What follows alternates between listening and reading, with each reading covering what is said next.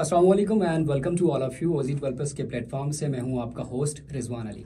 So today we are going to talk about barrier skies performance recap. For that reason we have with us director projects OG developers mister Mohsin sahab. अस्सलाम वालेकुम and welcome sir. कैसे हैं आप? रिजवान कैसे हैं आप? Thank you. अल्लाह का शुक्र है सर। सर बैरियर स्काई जो कि प्रोजेक्ट है आपका one of the biggest high rise project है बैरियर ऑर्चर्ड फेज 4 में। सर ये आइडिया किसका था और इसको बनाने का पर्पस क्या था? रिजवान, मैं आपको बताता चलूँ, आज के दिन अल्हम्दुलिल्लाह हम जिस टाइम पे ये वीडियो रिकॉर्ड कर रहे हैं ऑलमोस्ट 22 जनवरी 2024, पिछले साल आज के दिन हमारे प्रोजेक्ट बैरियर स्काई की एक्सकवेशन स्टार्ट हुई थी। और आज हम बैठे हैं इस वीडियो में 1 साल की परफॉर्मेंस को डिस्कस करने के लिए। लेकिन आपका सवाल बड़ा इंटरेस्टिंग है कि ये आइडिया किसका था। ओजी डेवलपर के चेयरमैन साहब हमजा मजीद साहब, इसका क्रेडिट सारा उनको जाता है। हारून हनीफ साहब CEO और मैं एज डायरेक्टर प्रोजेक्ट्स। थोड़ा सा हिस्ट्री आपको बताता चलूँ कि हम लोगों ने कंस्ट्रक्शन के बिजनेस में 2007 में एंट्री की थी। और तब हम लोग नॉर्मली स्मॉल प्रोजेक्ट्स लाइक आपको पता है 5 मरले का 10 मरले का 1 कनाल का घर हम बना के सेल आउट किया करते थे। और हम लोग मार्केट में लोगों को सर्विस भी दिया करते थे और दिया करते हैं, आज तक दे रहे हैं हम सर्विसेज। ओवर 150 प्रोजेक्ट्स डिलीवर्ड अल्हम्दुलिल्लाह। तो 2010 और 2015 के दरमियान में मेरा और हारून भाई का एक विजन था कि हमने कभी कभी जाके हाई राइज में एंटर होना है। तो ये वाला विजन जो सा है combined with the vision of Hamza Majeed sahab, हमें अपॉर्चुनिटी मिली कि हमने बहरिया टाउन लाहौर की टॉलेस्ट बिल्डिंग अल्हम्दुलिल्लाह डिज़ाइन की। और अब उसके ऊपर आपको पता है कंस्ट्रक्शन चल रही है और आज एग्जैक्ट 1 साल हो गया हम उसकी परफॉर्मेंस को डिस्कस कर रहे हैं। जी, सबसे पहले बात करेंगे 7.5 के कवर्ड एरिया कनाल पे जो आपने जो बेसमेंट बनाई है, ये कितने टाइम में कंप्लीट हुई और इस दौरान आपको कौन कौन सी हर्डल्स पेश आई, और ये भी बताते हैं कि कितनी गाड़ियां एट अ टाइम हम पार कर सकते हैं? ओके, आपके क्वेश्चन के रिजवान 2 पार्ट्स हैं। पहला आपने कहा 7.5 कनाल का कवर्ड एरिया। मैं आपको यहाँ बताता चलूँ कि एक्चुअली हमारा जो बैरियर स्काई का लैंड है वो 15 कनाल का है। और इसमें 7.5 कनाल का कवर्ड एरिया है और 7.5 कनाल के ऊपर फ्रंट साइड पे और रेड साइड पे पार्किंग है। अब हमारा प्रोजेक्ट बहरिया टाउन में पहला प्रोजेक्ट था जिसने बेसमेंट के अंदर पार्किंग इंट्रोड्यूस करवाई। वरना यहाँ पे डेवलपर्स ज़्यादातर केसेस के अंदर आपने देखा होगा कि बेसमेंट के अंदर भी छोटी छोटी शॉप्स बना के सेल आउट कर रहे थे। तो हमने इस ट्रेंड को चेंज किया और हमने बेसमेंट को डेडिकेट किया पार्किंग के लिए।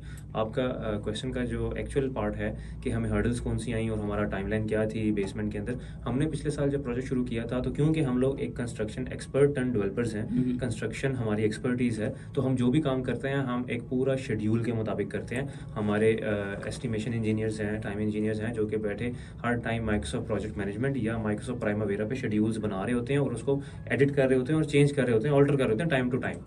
तो हमने पिछले साल जब एक्सकवेशन स्टार्ट की थी तब हमने 150 डेज़ का टारगेट लिया था और अनाउंस किया था कि हम 150 डेज़ में अपनी बेसमेंट को कंप्लीट कर देंगे। अब इस बेसमेंट में होता क्या है, कंप्लीट एक्सकवेशन, नीचे PCC, अंडरग्राउंड टैंक्स की, अंडरग्राउंड पिट्स की एक्सकवेशन। जो बड़े बड़े टैंक्स होते हैं इस प्रोजेक्ट में 1-1 कनाल के घर के जितने तो नीचे टैंक्स हैं और लिफ्ट की पिट्स हैं, उनकी कंप्लीट RCC कंस्ट्रक्शन, उनका फ्रेमवर्क, फॉर्मवर्क। उसके बाद राफ्ट। अब आपके यहाँ आपने देखा होगा, पिछली वीडियोस में देखेंगे हम लोग उस टाइम पे लाइव भी जाते थे। 5-5 फुट डीप हमारी राफ्ट थी बेसमेंट की। उसके बाद रिटेनिंग वॉल्स, फिर कॉलम्स, फिर बेसमेंट की स्लैब। ये हमने टारगेट लिया था 150 डेज़ का।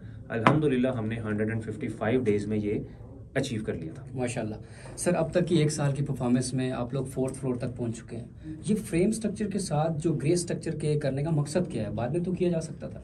रिजवान, बिल्डिंग जो हाई राइज बनती है या कोई भी घर बनता है ना, छोटा भी घर बनता है, तो वो 3 स्टेप्स में बनता है। सबसे पहले इसका सुपर स्ट्रक्चर होता है जिसको आप फ्रेम स्ट्रक्चर कह रहे हैं। उसके बाद ग्रे स्ट्रक्चर आता है, फिर फिनिशिंग आती है। हमारा जो शेड्यूल है, हमने शेड्यूल अपना सिर्फ फ्रेम स्ट्रक्चर का नहीं बनाना, हमने तो कंप्लीट एक प्रोडक्ट रेडी करके देनी है ना। तो हमारे शेड्यूल में जो सेकंड स्टेप है ग्रे स्ट्रक्चर, वो भी पैरेलल फ्रेम के साथ ही चलता है। तो हमने जो शेड्यूल बनाया था अल्हम्दुलिल्लाह पिछले साल का, उसमें एक तो हमने सुपर स्ट्रक्चर का टारगेट अचीव किया, फिर हमने साथ ही टारगेट बनाया था कि हम उसी दौरान अपनी बेसमेंट का ब्लॉक को कंप्लीट कर देंगे। आज अल्हम्दुलिल्लाह हम लोग जनवरी 2024 में बैठे हैं, तो बेसमेंट और ग्राउंड फ्लोर का ब्लॉक को हम कंप्लीट कर चुके हैं और फर्स्ट फ्लोर का भी ब्लॉक को 50% कंप्लीट हो गया है। यानी अब हम अपने शेड्यूल से भी थोड़ा आगे चले गए हैं।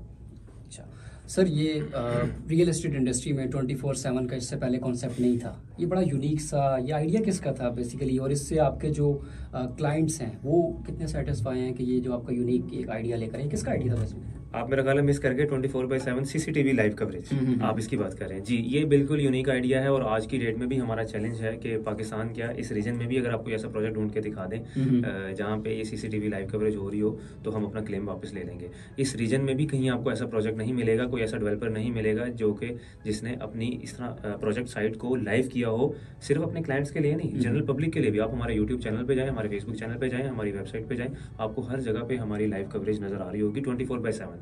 अनलेस कि उसमें कोई ग्लिच आ जाए या हमने उसको रिफ्रेश करना हो तो वो बंद होती है, वरना वो 24/7 ऑन रहती है। आपने पूछा ये आइडिया किसका था? ये आइडिया मेरा भी था, हारून साहब का भी था, हमजा साहब का भी था।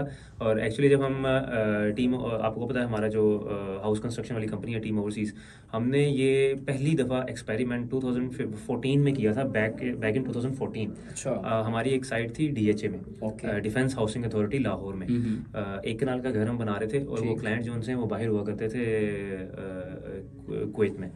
तो हमने उनको ऑफर करवाई थी कि जी हम एक एक्सपेरिमेंट कर रहे हैं, और वो एक्सपेरिमेंट उस टाइम 100% तो कामयाब नहीं हुआ था, क्योंकि उस टाइम पे इंफ्रास्ट्रक्चर इंटरनेट का और ये कैमरा वगैरह का और सीसीटीवी का इतना स्ट्रांग नहीं होता था। तो हमने उस टाइम पे अपनी साइट को लाइव किया था अपने क्लाइंट के लिए। उसके बाद फिर 2017 के बाद हमने अपनी तमाम साइटें, हम जो भी कंस्ट्रक्शन की साइट उठाते हैं किसी क्लाइंट को सर्विस देने के लिए, उसको घर बनाने के लिए, उसकी बिल्डिंग बनाने के लिए, इस तरह अपना बैरियर स्काई है, हम अपनी कंस्ट्रक्शन को अपने क्लाइंट के लिए लाइव करते हैं ताकि हर चीज़ ट्रांसपेरेंट नजर आए। ट्रांसपेरेंसी हमारा इसके पीछे बैकएंड पे मोटिव है। बहुत अच्छे। सर, ये बैरियर स्काई जो प्रोजेक्ट है ये मिक्स यूज्ड है। बहुत सारे केसेस में हमने देखा कि या तो वो फिर पूरे रेजिडेंशियल हैं या तो पूरे वो आपके कमर्शियल हैं। तो इसकी बुनियादी वजह क्या थी कि दोनों को मिक्स आप साथ लेकर चल रहे हो? और दूसरी ये बात है कि 2013 से लेके 2023 तक जो अपार्टमेंट्स की प्राइजेस थी वो क्या फ़र्क पड़ा?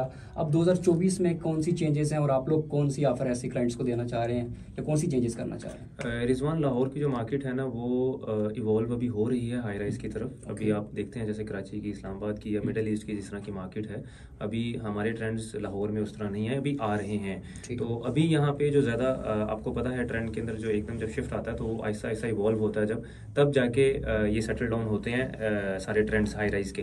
अभी तक लाहौर में मिक्स्ड यूज्ड बिल्डिंग की डिमांड ज़्यादा देखने में आ रही है कि ऊपर अपार्टमेंट्स हैं, नीचे कमर्शियल एरिया है कि अगर ऊपर मेरा अपार्टमेंट है, मैंने नीचे कोई भी ग्रोसरी करनी है तो मेरे पास उसी बिल्डिंग के अंदर मेरे पास अपॉर्चुनिटी है। इसी तरह आपका जो दूसरा सवाल है कि रियल एस्टेट में एक्चुअली बेसिकली आप पूछ रहे हैं एसेट ग्रोथ का, कि इसमें आज से 10 साल पहले अगर फर्ज करें किसी ने हाई राइज में या अपार्टमेंट कल्चर के अंदर इन्वेस्ट किया था तो आज उसकी कहाँ स्टैंड कर रही है। इसके ऊपर ना मेरी बड़ी एक डिटेल वीडियो है, आप उसका लिंक भी पोस्ट कीजिएगा कलीम साहब के साथ जो सेल्स को देख रहे होते हैं।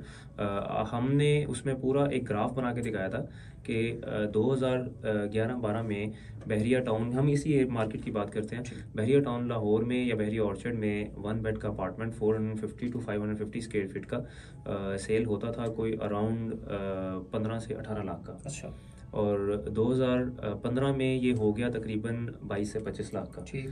और 2018 से 20 के दरमियान यही अपार्टमेंट टच कर गया था 35 लाख को। आप बिलीव नहीं करेंगे, आज की डेट में वो अपार्टमेंट 80 से 85 लाख का। अच्छा। तो ये 10 ईयर्स में आप देख लें कि एसेट ग्रोथ कितनी है। हम इसीलिए बहरिया स्काई में एस्टिमेट कर रहे होते हैं कि मिनिमम 20% पर एनम ग्रोथ, यानी ये 4 साल का प्रोजेक्ट है, 48 मंथ्स का पेमेंट प्लान है, जिसमें से ऑलरेडी 1 साल गुजर चुका हुआ है। और आपको देखें कि हमने ये अपार्टमेंट लॉन्च कितने पे किया था और आज इसकी प्राइस क्या है, उसमें 15% तो अप्रिसिएशन ऑलरेडी आ चुकी हुई है, बल्कि इससे ज़्यादा। आज हम वीडियो बना रहे हैं, कल की डेट में हमारी डेडलाइन है, अपार्टमेंट्स का रेट फिर बढ़ने जा रहा है, तो ये 1 साल में 20% से ऊपर अप्रिशिएट कर जाएगी एसेट ग्रोथ। इसी तरह 4 साल में हमारा एस्टिमेट है कि आप अगर लेट्स सपोज आप 70-75 लाख रुपए का अपार्टमेंट लेते हैं बहरिया स्काई में, जब 4 साल बाद आपको वो डिलीवर होगा तो वो मिनिमम 1.25 से 1.5 करोड़ रुपए का होगा। सर, 1 ईयर परफॉर्मेंस के हिसाब से अगर हम देखें कि रैपिड कंस्ट्रक्शन जिस तरह से आपकी चल रही है, उम्मीद की जा सकती है कि ये प्रोजेक्ट बहुत जल्द अपने टाइम फ्रेम के अंदर कंप्लीट हो जाएगा। इस दौरान आपके जो क्या प्लान्स हैं और क्लाइंट की सेटिस्फेक्शन कितनी है 1 ईयर परफॉर्मेंस को लेकर? देखिए, फर्स्ट ईयर परफॉर्मेंस अल्हम्दुलिल्लाह हम अपने आप को तो जज नहीं करेंगे, हमारे क्लाइंट्स हमें जज कर रहे होते हैं। और अल्हम्दुलिल्लाह हमें इंस्टॉलमेंट रिकवरी में आज की डेट में हम लोग अबव 85% बैठे हुए हैं। तो ये हमारी शो करती है इस चीज़ को कि clients are more than satisfied. Secondly आपने पूछा कि जी एक साल में आप अपने आप को सेल्फ असेसमेंट क्या करते हैं, तो मेरा ख्याल है कि हमने पिछले एक साल में काफ़ी चैलेंजेस देखे हैं मुल्क की। आपको पता पॉलिटिकल जो स्टेबिलिटी थी वो भी क्वेश्चन मार्क था, एस्केलेशन बहुत ज़्यादा हो रही थी, प्राइसेस कंट्रोल में नहीं आ रही थी, लेकिन ओजी डेवलपर ने किसी भी टाइम पे कंस्ट्रक्शन की स्पीड स्लो नहीं की। हम अपनी कंस्ट्रक्शन की स्पीड को नॉर्मल पेस पे लेके चलते रहे और हम इंशाल्लाह ताला गलत कमिटमेंट हमने कहीं पे भी नहीं की। हमने जहाँ पे भी अपने सेल्स पार्टनर्स के साथ भी वीडियोस बनाई हैं, हमने किसी वीडियो में ये नहीं कहा कि जी ये 4 साल का प्रोजेक्ट है और ये 3 साल में डिलीवर हो जाएगा। लेट्स बी रियलिस्टिक, एक मेगा प्रोजेक्ट है, 5,05,000 स्क्वायर फुट इसका कवर्ड एरिया है।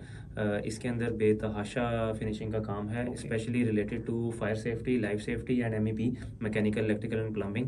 ये नॉर्मल जो छोटी बिल्डिंग्स होती हैं उससे डिफरेंट प्रोजेक्ट है। तो 48 मंथ्स का हमारा प्लान है, इंशाल्लाह ताला 48 मंथ्स में ही ये कंप्लीट होगा। ये थे जनाब मोहसिन साहब, और बड़ी तफसील के साथ इन्होंने 1 ईयर की परफॉर्मेंस जो थी वो आपको बताई है। सो इससे रिलेटेड हम बैरियर स्काई, लाहौर स्काई की अपडेट्स भी आपको देते रहेंगे। सो टिल देन, अल्लाह हाफिज़।